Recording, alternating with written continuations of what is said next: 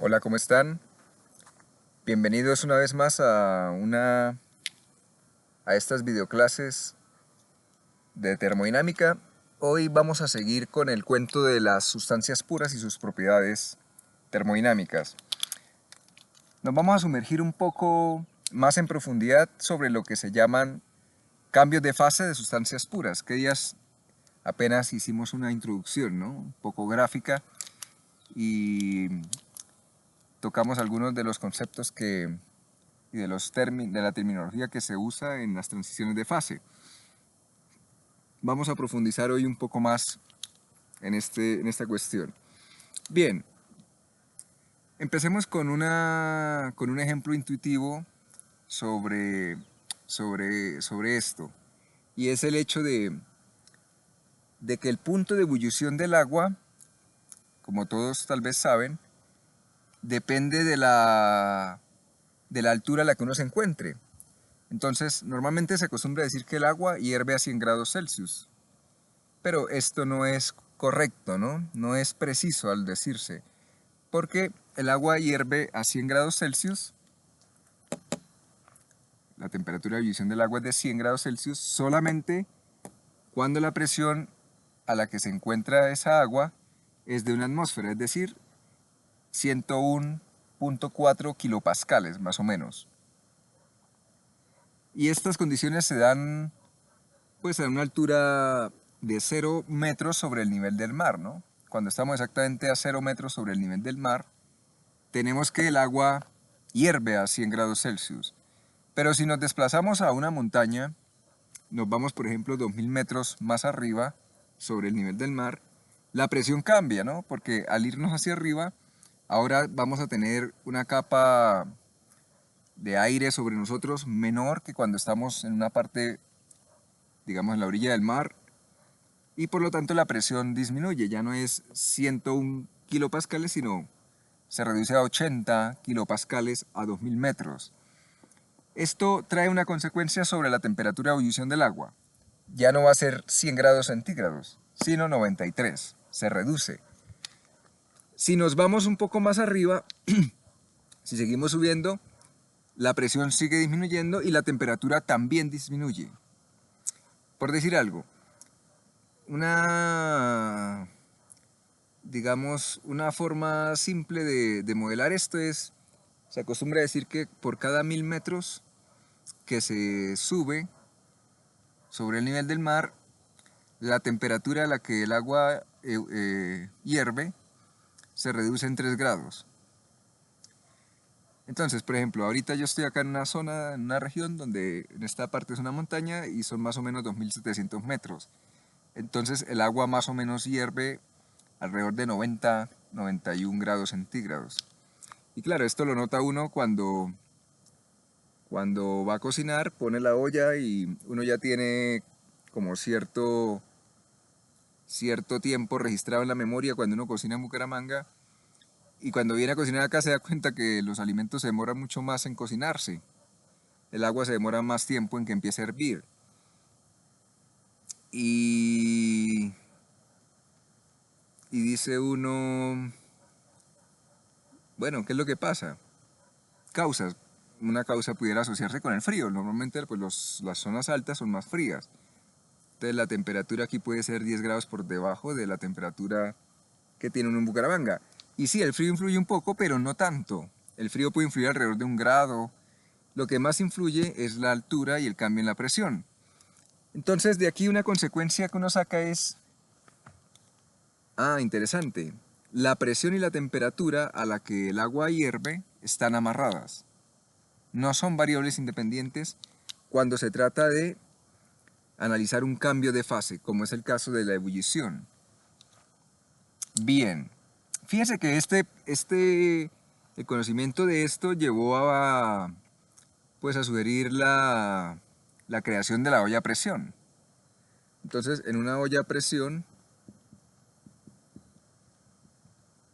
uno puede compensar, digamos, ese descenso en la temperatura a la que hierve el agua y en la que se cocinan los alimentos en un sitio alto usando una olla a presión. La olla a presión, más o menos, la presión que se logra al interior, cuando se empieza a hervir, es de 3 presiones atmosféricas. Y para esta presión, la temperatura de ebullición a la que el agua hierve es más o menos de aproximadamente 134 grados centígrados. Entonces fíjense que al usar una olla a presión, hacemos que el caso contrario, compensamos ese descenso de la presión atmosférica con un aumento en la presión debido a que está sellada la olla, casi sellada porque ella tiene una válvula de escape para que la presión tampoco se vaya a elevar sin límite. Y la temperatura de ebullición para esta presión se incrementa. Entonces voy a cocinar con una temperatura incluso superior a la que se cocina a nivel del mar. Esto pues tiene consecuencias importantes, ¿no? Se ahorra energía a la hora de hervir el agua, de cocinar, y se ahorra tiempo, porque ahora, digamos, si hacer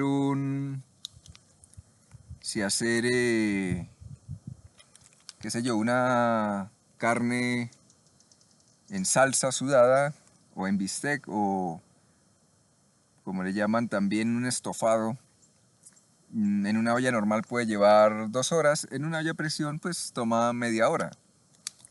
Entonces se reduce mucho el tiempo de cocción, se ahorra energía y se está usando la misma cantidad de energía.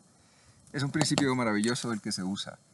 Bien, de tal manera entonces que la presión y la temperatura a la que hierve el agua están amarradas. Ahora, esto no es algo propio del agua, ¿no? No es solo para el agua, es para cualquier sustancia pura. Entonces de aquí nos aparece algo interesante. Un par de conceptos que se conocen como presión, desaturación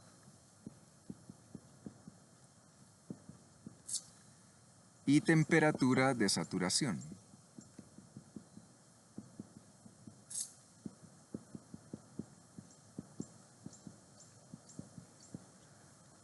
Presión de saturación y temperatura de saturación.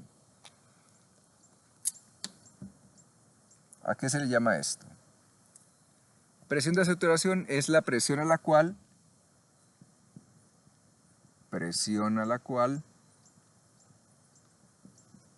ocurre un cambio de fase a cierta temperatura dada.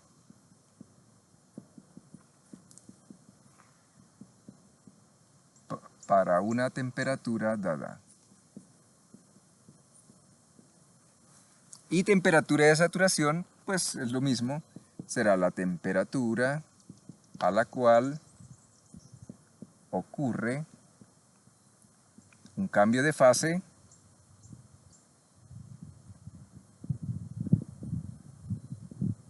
para una presión dada.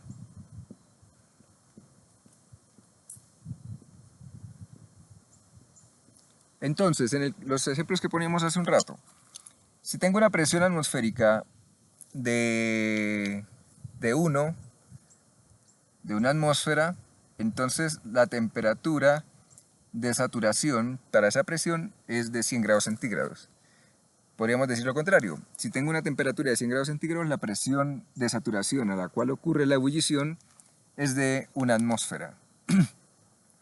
Bien, esto podemos analizarlo un poco mejor haciendo un diagrama. Vamos a hacer un diagrama de temperatura contra volumen para el caso del agua, teniendo en cuenta todos los procesos que analizamos en el video anterior, en la clase anterior. Esto es un volumen específico para no tener en cuenta cantidades de materia. Entonces, volumen por unidad de masa. Temperatura en grados centígrados, volumen específico. Puede ser en metros cúbicos sobre kilogramo, bueno, no importa. Bien, y vamos a imaginarnos el comportamiento que va a tener esta curva TV. Esta se llama un diagrama TV. temperatura versus volumen específico. ¿Qué comportamiento va a tener este diagrama a una presión fija? Vamos a suponer que tengo una presión atmosférica. Estoy a una atmósfera. Entonces, inicialmente supongamos que estamos en un estado líquido con un volumen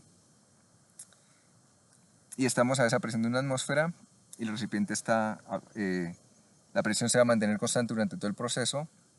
Entonces, recuerden el caso, un sistema cilindro-émbolo y el émbolo está libre de expandirse al inyectársele calor. Se le empieza a inyectar calor y ¿qué ocurre? La temperatura empieza a incrementarse. El volumen para ese líquido también se incrementa ligeramente. Él sufre una pequeña expansión, pero no es muy notoria.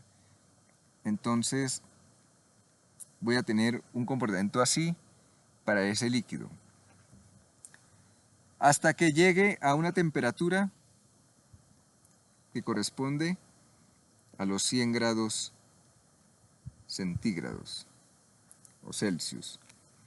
Entonces el líquido se va calentando. Toda esta zona, recuerden que se le llama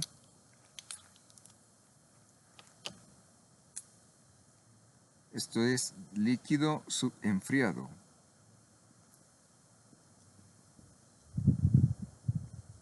Subenfriado o comprimido también se le llama a veces. Entonces ese estado líquido puro, en él no hay vapor todavía. Cuando llegamos a este estado, cuando nuestra agua líquida llega a este estado, a los 100 grados empieza a tener lugar un proceso de cambio de fase si le sigo incrementando calor, si le sigo dando calor. Y empieza a ocurrir una expansión isotérmica. La temperatura se mantiene fija, recuerden.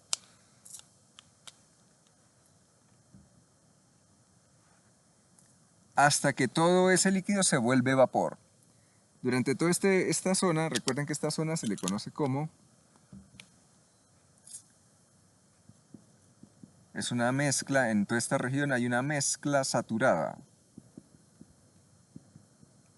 de líquido-vapor, o mezcla de líquido y vapor saturado, a veces también se dice lo mismo, ¿no? Bien. Llegamos a este punto donde ya toda la sustancia se volvió vapor, toda el agua está en estado de vapor, gaseosa. Si le sigo inyectando calor, ¿qué pasa? La temperatura a partir de ahí se empieza a incrementar y se sigue expandiendo.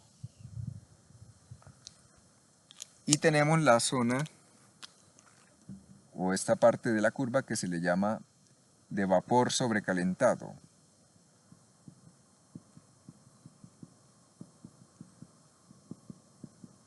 Vapor sobrecalentado.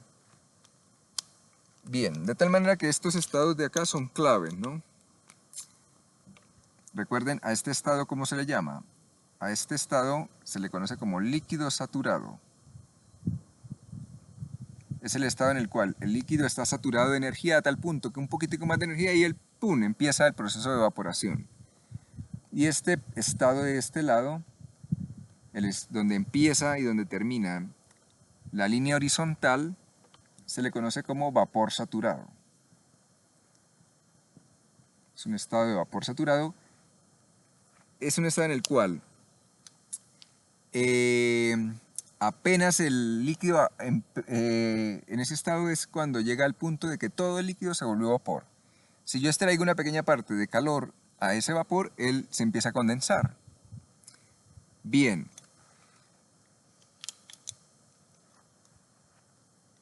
Toda esta zona de acá, entre estos dos estados de líquido saturado y vapor saturado, es donde hay una mezcla y es donde se da todo el proceso de cambio de fase. Entonces, fíjense que, fijémonos en algo. Esta curva la hemos hecho para una presión de una atmósfera, o digamos que más o menos 100 kilopascales. Si hiciéramos la curva, fíjense que para esa presión, la temperatura a la que se da el cambio de fase es una sola, 100 grados centígrados. Si hiciéramos para otro dato, Permítame, voy a borrar acá para poder dibujar. Aquí voy a poner, esto se llama mezcla saturada de líquido y vapor. Si lo hiciéramos para una presión mayor, ¿qué ocurriría? Si tengo una presión mayor, entonces, manteniendo el mismo volumen de arranque, tengo el mismo volumen pero a una presión mayor, la temperatura sería mayor. Entonces estaríamos por acá a una temperatura más alta. Y empezamos a comprimir, perdón, a meterle calor al sistema, al agua. Se empieza a expandir lentamente, sube, sube, sube, sube. Y llegamos al estado de líquido saturado.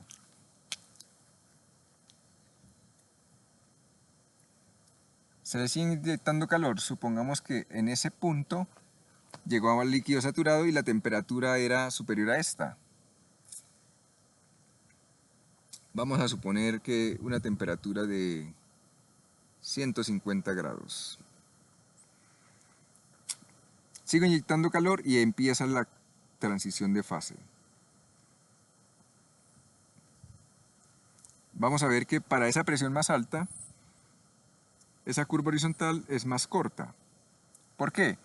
Al tener condiciones de presión mayor, ¿qué pasa? Esa transición de fase se da más rápido. Luego vamos a hacer un diagrama más detallado y vamos a analizar esto. Y se alcanza de nuevo el punto de vapor saturado y a partir de ahí se dispara de nuevo la curva hacia arriba. Y esta, digamos que es una curva para una presión más o menos de, si quiere, hagámoslo para la olla a presión, que los datos de la olla a presión que vimos ahorita, 134 grados. Y esta presión es más o menos de 300 kilopascales.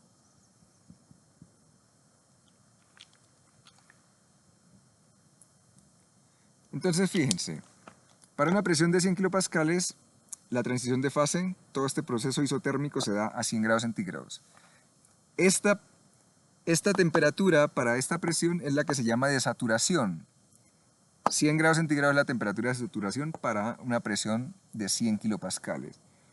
Y si cambio la presión, la aumenté a 300, la tripliqué, la temperatura a la cual se da el cambio de fase de líquido a vapor es a 134 grados centígrados. Entonces esta sería la temperatura de saturación para esta nueva presión. Conclusión, la temperatura de saturación y la presión de saturación están amarradas. Esta era una de las excepciones que les comentaba cuando hablábamos de las variables de estado, su independencia.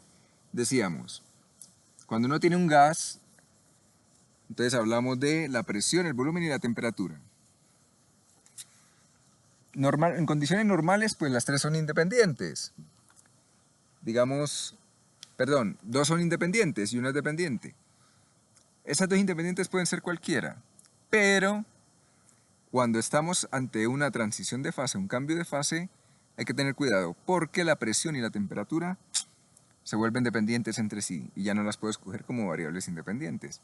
Tendría que trabajar con la temperatura y el volumen.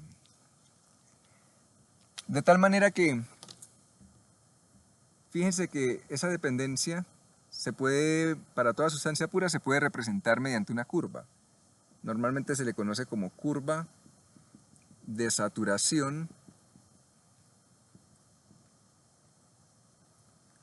Esta curva se le conoce como curva de saturación y normalmente es la presión contra la temperatura. Presión contra temperatura. Supongamos que la vamos a hacer para el agua. Cada sustancia pura tiene su propia curva de saturación. Si la voy a hacer para el agua, digamos que esto en kilopascales, entonces aquí tendría 100, 200, 300, 400, 500. Vamos a poner así, 100, 200, 300, 400, 500. Y para la temperatura tendríamos 100 grados Celsius, 200 grados Celsius, 300 grados Celsius. Bueno, De tal manera que un punto para esta curva sería que a 100 grados el agua, cuando la presión es de 100 kilopascales, el agua a la que hierve la temperatura a la que hierve el agua es de 100 grados Celsius. Este sería un punto de la curva. Si tengo 300, dijimos que era más o menos 134, y así sucesivamente. Entonces, al unir esos puntos, obtenemos una curva que tiene más o menos esta forma.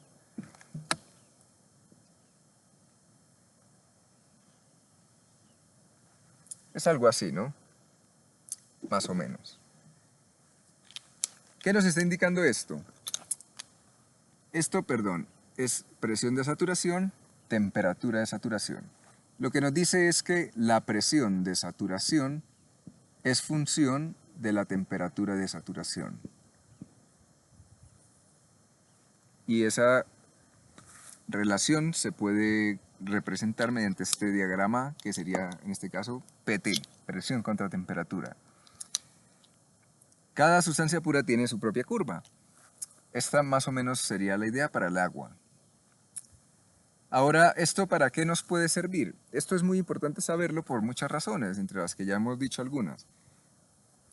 Fíjense que esto permite entender procesos como el siguiente. Piensen en que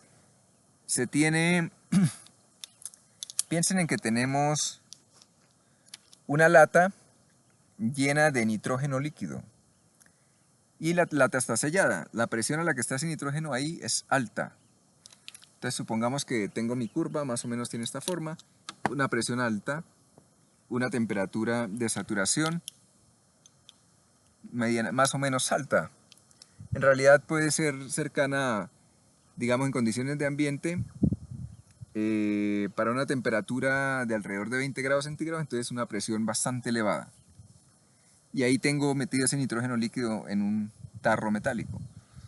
Y supongamos que le abrimos un pequeño huequito y empezamos a dejar que lentamente la presión en el recipiente varíe, porque al empezar a abrirlo lentamente, la presión va a empezar a reducirse. Empieza a decrecer la presión, poco a poco. Entonces uno lo destapa y suena así como cuando se destapa una lata gaseosa por la presión que tiene adentro, ¿no? Empieza a reducirse la presión. En el momento en que la presión empieza a bajar, porque trata de equilibrarse con la presión atmosférica, la temperatura también empieza a bajar. Y digamos, ¿cuándo se va a detener ese proceso, ese descenso en la presión? Cuando la presión en la lata sea la misma que la que hay afuera. Es decir, más o menos 100 kilopascales. La presión atmosférica, digamos que estamos a la altura del mar. Resulta que a esa presión, la temperatura de saturación correspondiente para esa presión, voy a ponerlo acá, para el nitrógeno, líquido está en estado líquido, a una presión de una atmósfera, la temperatura correspondiente de saturación es menos 196 grados centígrados. Un poco frío, ¿no? Entonces lo que se observaría es que en la medida que se deja escapar digamos, se va abriendo y las presiones se van igualando, en la medida que va bajando la presión, la temperatura va cayendo rápidamente también. Cuando se equilibren las presiones, la temperatura que va a tener ese tarro, el nitrógeno, va a ser menos 196 grados centígrados.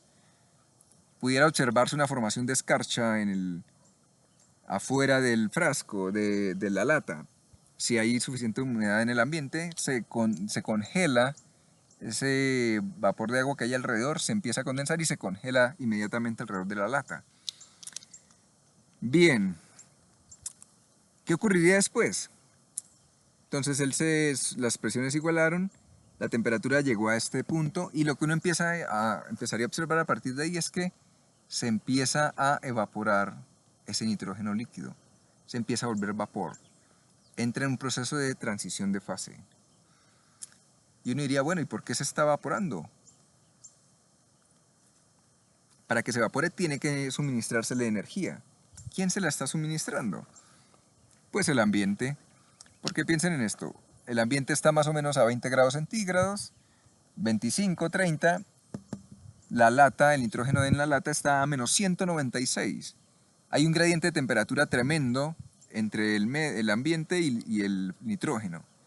Por lo tanto, empieza a fluir calor del medio hacia el nitrógeno y esa energía que entra va a ser la que propicie un cambio de fase de líquido a vapor. Se va a evaporar ese nitrógeno hasta que la lata quede vacía.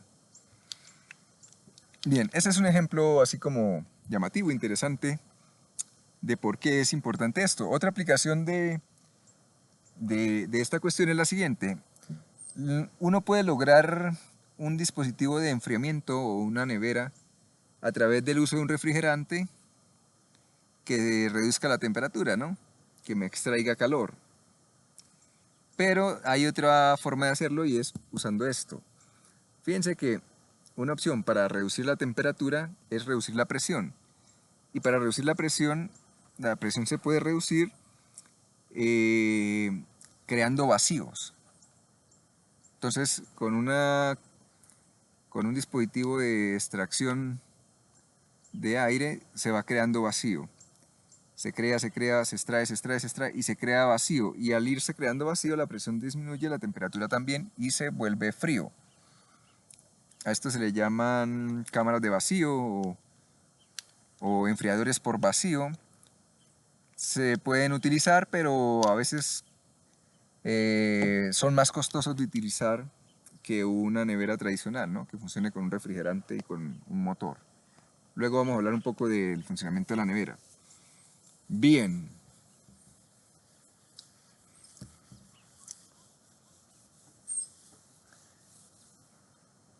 Bien, otra forma de... Ya con esto claro, con estos conceptos nuevos claros, podemos ir a una representación bien interesante que se conoce como el diagrama. Vamos a hacer en este caso un diagrama TV. TV para un cambio de fase. Vamos a hacerlo para el agua, que es la sustancia que hemos venido mirando, pero da lo mismo para cualquier otra sustancia. El caso del agua, que es uno de los que más conocemos. Entonces tenemos la temperatura, tenemos el volumen específico, vamos a ponerlo en grados centígrados,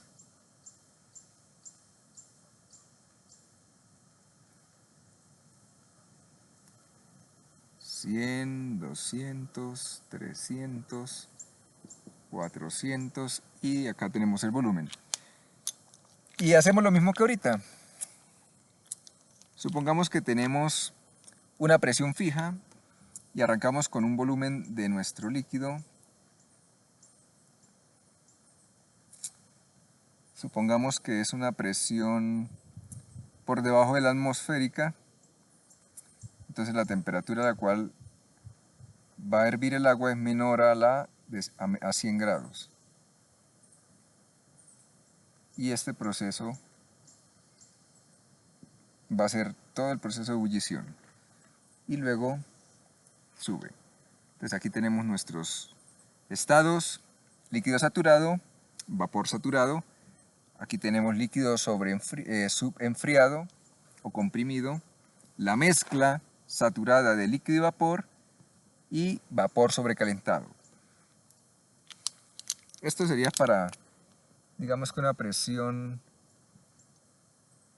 de, vamos a ponerlo así, de 10 kilopascales. Vamos a hacer la curva para 100.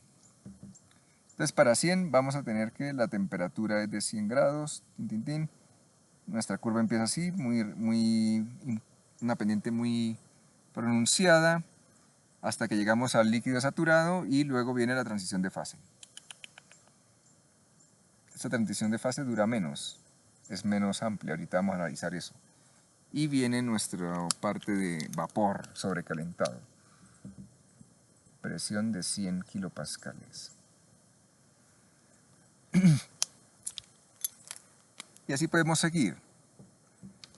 Vamos a poner ahora, suponer que arrancamos de por acá.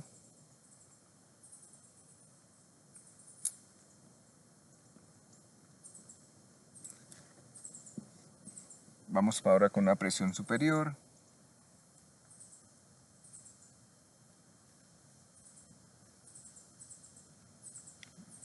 La transición de fase y vamos a la curva de vapor sobrecalentado. Y así hagámoslo para varias presiones.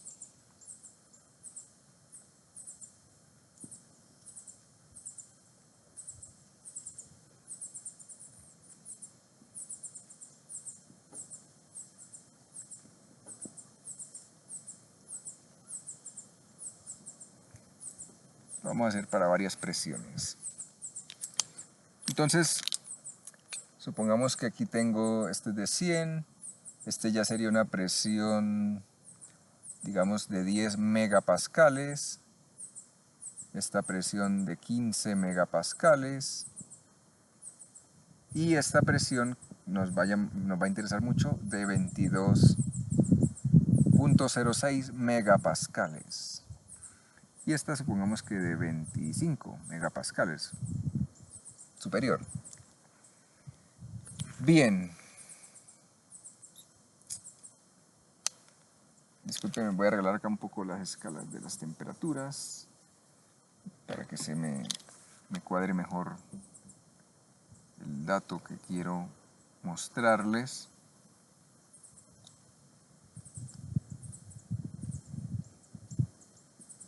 Suponer que por aquí está 400. Entonces por aquí está 300, 200.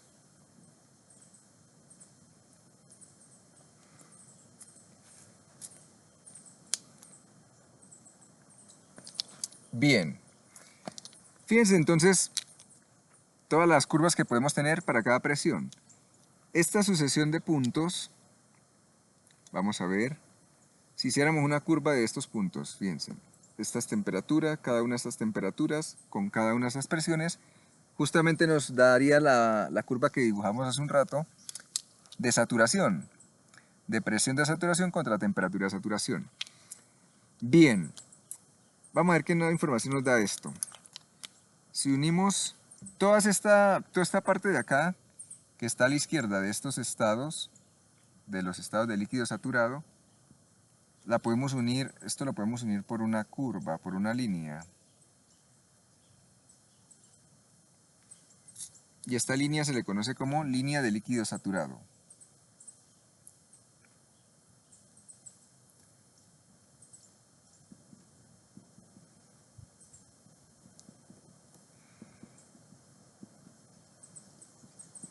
Línea de líquido saturado. Podemos hacer lo mismo con estos puntos de vapor saturado. Partiendo desde acá, digamos si unimos todos estos puntos, y esta línea se conoce como línea de vapor saturado.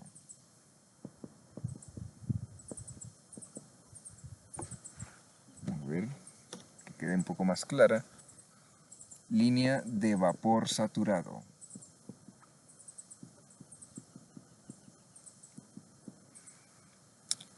¿De acuerdo?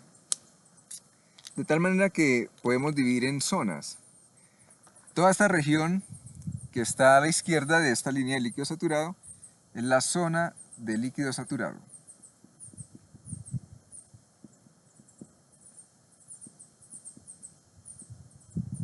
Pues es lógico, ¿no? Es obvio. Esta zona a la izquierda a la derecha de la línea de vapor saturado será la zona de vapor saturado. Todos estos estados son de vapor, sobrecalentado.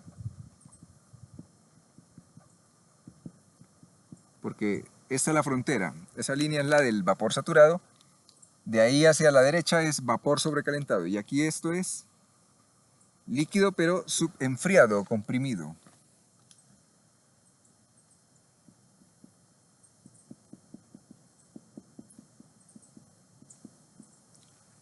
Líquido, zona de líquido subenfriado. Toda la zona que está acá, entre las dos líneas de líquido saturado y vapor saturado, Esta es la zona de mezcla líquido-vapor saturado. Líquido-vapor saturado. ¿De acuerdo? Bien. Y aquí aparecen unas cosas interesantes. Fíjense algo curioso. En la medida que la presión aumenta, la presión a la que voy a realizar mi proceso isobárico aumenta, la temperatura también aumenta, ¿no? Y el ancho de esa línea del cambio de fase se reduce, se va haciendo más estrecha. La razón es porque a mayor presión, ¿qué ocurre? Es mucho más fácil, con menos energía, lograr el cambio de fase, ¿de acuerdo? Porque por presión ya se le ha suministrado energía interna. Al realizar presión, vamos a tener mayor energía interna, entonces no es necesario suministrarle tanto calor para lograr transformar de líquido a vapor nuestra sustancia. Y se va estrechando, estrechando, estrechando hasta que llegamos a un punto muy curioso. Este punto de acá.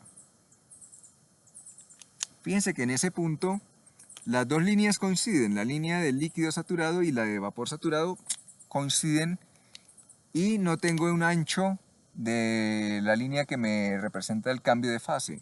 Por lo tanto, en ese punto coinciden los dos estados, el de líquido saturado y vapor saturado. Y a ese punto resulta que se le pone un nombre, se le llama punto crítico. Punto crítico. Entonces, el punto crítico es un punto donde los estados de líquido saturado y vapor saturado se vuelven indistinguibles. ¿De acuerdo? Los dos coinciden en ese mismo estado. Si se extrajera un poquito de calor, entonces ese estado crítico sabríamos que va a ser líquido saturado. Se vuelve un líquido. Si le inyectamos un poquitico de calor pasa hacia el lado derecho y entonces sería un vapor. Pero en ese punto como tal es algo bien interesante porque fíjense que es una presión alta, 22 megapascales para el agua, muy alta, 22 presiones atmosféricas, más o menos. Y la temperatura a la que está ese punto crítico para el agua, vamos a poner acá los datos, punto crítico del agua, es un estado que tiene una presión más o menos de 22,06 megapascales y la temperatura es más o menos de 773, creo que 9 grados centígrados.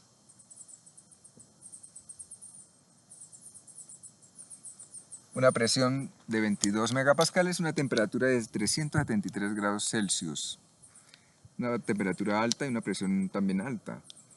Entonces, en ese estado lo que pudiéramos entender es, debido a la presión alta, las partículas están juntas y parece un líquido.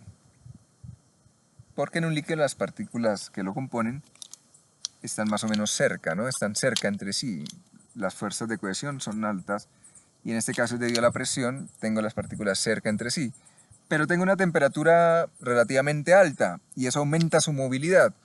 Entonces, es un estado en el cual las partículas están cerca, más o menos como un líquido, pero se mueven tan rápido, mucho más rápido que en un líquido en condiciones normales. Entonces se parecen a un gas en ese caso. Porque en un líquido las moléculas o los átomos o los constituyentes del líquido se deslizan unos respecto a otros, pero no de una forma tan caótica y rápida. En este caso pudiéramos imaginárnoslo así. Bien. ¿Qué más pudiéramos decir de esto? Fíjense que por encima de una presión, de esta presión crítica, tendríamos, en este ejemplo que dibujé acá, una presión digamos de 25 megapascales. En ese caso no hay forma de distinguir dónde ocurre el cambio de fase. para la curva donde está el punto crítico, hasta ahí alcanza uno a distinguir. Antes de ese punto era un líquido saturado, era un líquido. Después de ese punto es un vapor. En ese estado crítico es como una coexistencia, digamos, una superposición de las dos fases, ¿no? Pero si pasamos por encima de esa curva, como es este caso, ya no tenemos una referencia de saber dónde es líquido, hasta dónde es líquido, hasta dónde y dónde empieza a ser vapor. Normalmente a veces se acostumbra a decir que para temperaturas superiores a la crítica, es decir, en este caso sería, si trazo acá una horizontal para mi temperatura crítica, que estaría aquí, estaría la temperatura crítica del agua, 373.9 grados.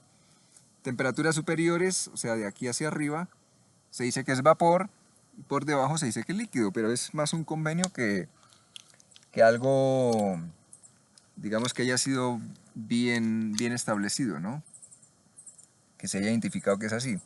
En realidad no puede ser así como tan arbitrario. Bien. Otro dato que podemos sacar de aquí es algo que se conoce como calor latente. ¿A qué se le llama calor latente? Calor latente es la energía necesaria que hay que entregarle a la sustancia o que la sustancia absorbe para que ocurra una transición de fase, para que la sustancia pase de una fase a otra. Por decir algo, en este caso, a esta primera presión de 10 kilopascales, que es una presión baja, el calor latente sería la energía que necesito entregarle desde este estado de líquido saturado. Le empiezo a inyectar energía y él empieza a evaporarse, le doy energía, él absorbe energía y se evapora hasta que llega completamente a ser vapor. Entonces, de este estado a este estado, la energía que se necesita para que ocurra esa transición de fase es lo que se conoce como calor latente.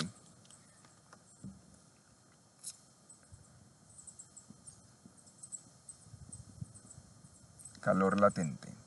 Y este calor latente depende del cambio de fase que se dé, entonces puede ser de fusión o de evaporación.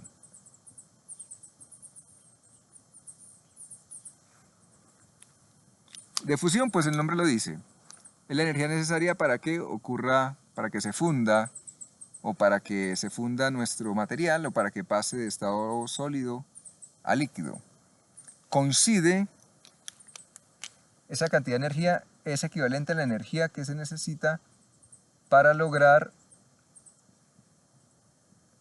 la congelación. Claro, son procesos inversos. Entonces la energía necesaria para tener, digamos, un bloque de hielo y hacer que se derrita completamente es igual a la energía necesaria que hay que extraerle a la misma cantidad de agua para que se congele. Entonces coinciden, ¿no? Este calor latente. Y está el de evaporación. El nombre lo indica, entonces es tener la sustancia en estado líquido y es la cantidad de energía que hay que suministrarle para que se evapore completamente.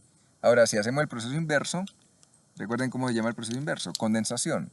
Si tengo mi sustancia en estado de vapor, es la cantidad de energía que hay que extraerle, de calor que hay que extraerle a la sustancia para que se condense completamente y se vuelva líquida. Entonces coincide el calor latente de evaporación con el de condensación.